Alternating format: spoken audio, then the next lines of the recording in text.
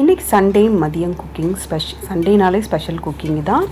இன்றைக்கி சீரக சம்பா ரைஸ் வச்சு பிரியாணி பண்ண போகிறேன். பிரியாணிக்கு தேவையான ஆயில், வெங்காயம், பட்டை, கிராம்பு, ஏலக்காய் எல்லாமே போட்டாச்சு. வெங்காயம் நல்லா வதங்கினதும் இஞ்சி பூண்டு பேஸ்ட்டு சேர்த்துக்கலாம். சீரக சம்பா ரைஸில் பிரியாணி செய்யும்போது இந்த மாதிரி பேஸ்ட் அரைச்சி சேர்த்து பாருங்கள், சூப்பராக இருக்கும். புதினா, கொத்தமல்லி, பச்சை மிளகா நல்லா பேஸ்ட்டாக அரைச்சிருக்கேன். கொஞ்சமாக சில்லி சேர்க்குறேன்.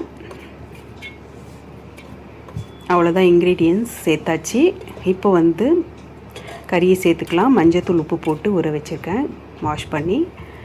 சிக்கன் சேர்த்துட்டு தேவையான அளவு உப்பு சேர்த்துட்டு நல்லா வதக்கி விட்டுடலாம். எண்ணெய் பிரிஞ்சு வர அளவுக்கு வதக்கி விட்டுடலாம். நல்லா வதங்கினதும் இப்போ தயிர் சேர்த்துக்கலாம்.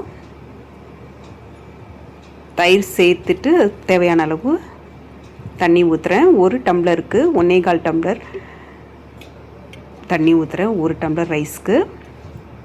தண்ணி கொதிக்கட்டும். கொதிக்கிற கேப்பில் சிக்கன் 65 ஃப்ரை பண்ணி எடுத்துக்கலாம். புதுசாக வாங்கின கேஸ்ட்ரைன் தவாவில் தான் இன்றைக்கி சிக்கன் ஃப்ரை பண்ண போகிறேன். சிக்கன் 65 மசாலாலாம் போட்டு நல்லா மேரினேட் பண்ணி வச்சாச்சு. சைட்லேயே அப்படியே ஃப்ரை பண்ணி எடுத்துடலாம். இப்போ நல்லா தண்ணி கொதிச்சிருச்சு. ரைஸும் போட்டுட்டேன். டைம் ஆகிட்டனால ட்ரைபேட் வச்சு எடுக்கலை, அப்படியே மொபைலை வச்சு வீடியோ எடுக்கிறேன். அதனால் கொஞ்சம் ஷேக்காக இருக்கும், கொஞ்சம் அட்ஜஸ்ட் பண்ணிக்கோங்க.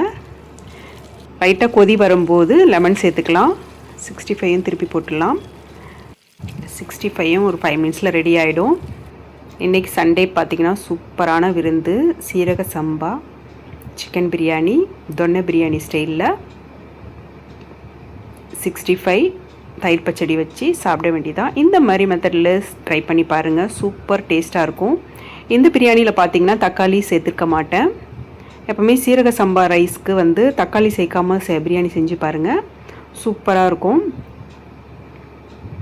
இந்த வீடியோ பிடிச்சிருந்தால் லைக் பண்ணி நம்மளுடைய சேனலை சப்ஸ்கிரைப் பண்ணால் பார்த்துட்டு இருந்தீங்கன்னா கண்டிப்பாக சப்ஸ்கிரைப் பண்ணிக்கோங்க. தேங்க்ஸ் ஃபார் வாட்சிங்.